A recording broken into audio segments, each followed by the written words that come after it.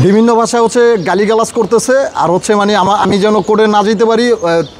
প্রায় 10-15 জন 20 জনের মতো হিরোঞ্চিদের ওদেরকে ভাড়া করে আনছে, মানে আমাকে হচ্ছে অ্যাটাক করার জন্য, মানে আমাকে হচ্ছে বাঁচতেই দিবে না ডাইরেক্ট কথা। আমি আইনজীবীর সাথে যোগাযোগ করে আসছি, আর আমার আম্মু আর হলো ছোটো ভাইকে নিয়ে আসছি, কারণ এরা দুজন হচ্ছে সাক্ষী।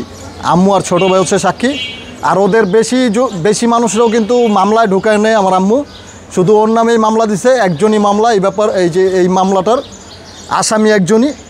তো আমার আম্মু কিন্তু হচ্ছে মামলা সংক্রান্ত কোনো বিষয়ে জানে না, এই জন্য হচ্ছে ওর সাথে যারা লোক ছিল আর বোনরা ছিল এই ঘটনার সময় তাদের নামে মামলা দেওয়া হয়নি, শুধু শিখার নামে একজনের নামে মামলা দেওয়া হয়েছে। আমি হাজিরা দিতে আসছি, আমাকে হচ্ছে অ্যাটাক দিছে নারায়ণগঞ্জ কোর্টে। আমি বুঝতেছি না যে আমি কোথায় গিয়ে হাজিরা দিব। মেয়েকে যেই পরিমাণ ট্রেনিং দেওয়া, এই পরিমাণ ট্রেনিং কোনো মেয়েকে কোনো মা দেয় না, ঠিক আছে? কারণ হচ্ছে ওর মেয়েকে দিয়ে আর ছেলেকে দিয়ে হচ্ছে চুরি করায়, পকেট মারায়। এটা অনেক কঠিনভাবে ট্রেনিং দেওয়া ওদের। এরকম উশৃঙ্খল করতেছে, সে যে কোনো টাইমে আমাকে মেরে ফেলতে পারে। আমার জীবনটা হচ্ছে রিস্কের উপর আছে, সে অতি শীঘ্রই আবার গ্রেপ্তার হবে। আমি যেন কোর্টে হাজিরা না দিতে পারি।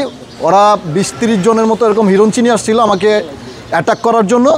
তারপর আমাকে অ্যাটাক করে যখন সাংবাদিকরা ক্যামেরা ধরে, তো তখন ওরা পালিয়ে যায়। পালিয়ে যাওয়ার পর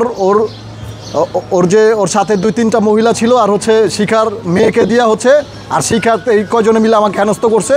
এখনও কোর্ট বইরা দৌড়াদৌড়ি করতেছে আমাকে হচ্ছে অ্যাটাক দেওয়ার জন্য। তারপর হচ্ছে আমি আজকে হাজিরা দিতে পারি না এখনও।